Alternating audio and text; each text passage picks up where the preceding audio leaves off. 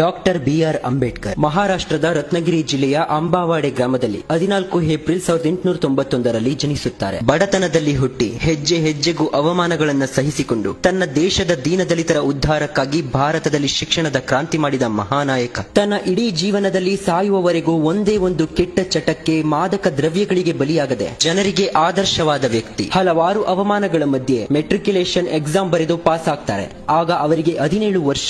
ಅಮೆರಿಕಾದಲ್ಲಿ ರಾಜನೀತಿ ಶಾಸ್ತ್ರ, ಸಮಾಜಶಾಸ್ತ್ರ, ಅರ್ಥಶಾಸ್ತ್ರ ಇನ್ನೂ ಹಲವಾರು ವಿಷಯಗಳಲ್ಲಿ ಅಭ್ಯಾಸ ಮಾಡಿ ಎಂಎ ಪದವಿಯನ್ನ ಪಡೆಯುತ್ತಾರೆ. ಬಡ ದಲಿತ ಕುಟುಂಬದಲ್ಲಿ ಹುಟ್ಟಿದ ಈ ಮಹಾತ್ಮನ ಕ್ವಾಲಿಫಿಕೇಶನ್ ಏನ್ ಗೊತ್ತಾ? ಇಂಡಿಯಾದಲ್ಲಿ ಬಿಎ ಪದವಿ, ಅಮೆರಿಕಾದಲ್ಲಿ ಎಂಎ, ಪಿಎಚ್ಡಿ, ಡಿಎಸ್ಸಿ, ಲಂಡನ್ ನಲ್ಲಿ ಎಂಎಸ್ಸಿ, ಎಲ್ಎಲ್ಬಿ, ಕೊಲಂಬಿಯಾದಲ್ಲಿ ಎಲ್ಎಲ್ಡಿ, ಒಸ್ಮೇನಿಯಾ ಯೂನಿವರ್ಸಿಟಿಯಲ್ಲಿ ಡಿಎಲ್ಐಟಿ, ಜರ್ಮನಿಯಲ್ಲಿ ಪೊಲಿಟಿಕಲ್ ಸೈನ್ಸ್, ಹೀಗೆ 9 ಭಾಷೆಗಳಿಂದ ಅಧ್ಯಯನ ಮಾಡಿ ಬರೋಬ್ಬರಿ 32 ವಿಷಯಗಳಲ್ಲಿ ಡಿಗ್ರಿ ಪದವಿ ಪಡೆದಿದ್ರು. ಕಡು ಬಡತನದಲ್ಲಿ ಹುಟ್ಟಿ ಶಾಲೆಯಿಂದ ಹೊರಗೆ ಗೋಣಿ ಚೀಲದ ಮೇಲೆ ಮೀಸಲಾತಿ ಇಲ್ಲದ ಆ ಸಂದರ್ಭದಲ್ಲಿ ಕಷ್ಟಗಳ ಪರಂಪರೆಯನ್ನ ದಾಟಿ ಅಂಬೇಡ್ಕರ್ ಅನ್ನೋ ಮಹಾನ್ ವ್ಯಕ್ತಿಯಾದ್ರು. ಸ್ನೇಹಿತರೆ, ನಾವು ಭಾರತ ರತ್ನವನ್ನ ಅವರು ಸತ್ತ ನಂತರ ಮರಣೋತ್ತರವಾಗಿ ಕೊಟ್ಟು ಅವರಿಗೆ ಅವಮಾನ ಮಾಡಿದ್ದೀವಿ. ಆದರೆ ಅವರ ಪ್ರತಿಭೆಯನ್ನ ನಮಗಿಂತಲೂ ಮೊದಲು ಗುರುತಿಸಿದ್ದು ಅಮೆರಿಕ ದೇಶ. ಅಮೆರಿಕಾದಿಂದ ವಿಶ್ವರತ್ನ ಎಂಬ ಪ್ರಶಸ್ತಿಯನ್ನು ಮತ್ತು ಗೌರವವನ್ನು ಪಡೆದ ಜಗತ್ತಿನ ಏಕೈಕ ವ್ಯಕ್ತಿ ಅಂಬೇಡ್ಕರ್. ಬಹುಶಃ ಈ ಪ್ರಪಂಚದಲ್ಲಿ ಅತಿ ಹೆಚ್ಚು ಓದಿರುವ ವ್ಯಕ್ತಿಗಳಲ್ಲಿ ಅಂಬೇಡ್ಕರ್ ಕೂಡ ಒಬ್ಬರು. ಜಗತ್ತಿನ 70 ದೇಶಗಳ ಸಂವಿಧಾನವನ್ನು ಅಧ್ಯಯನ ಮಾಡಿದ ಏಕೈಕ ವ್ಯಕ್ತಿ ಕೂಡ ಇವರೇ.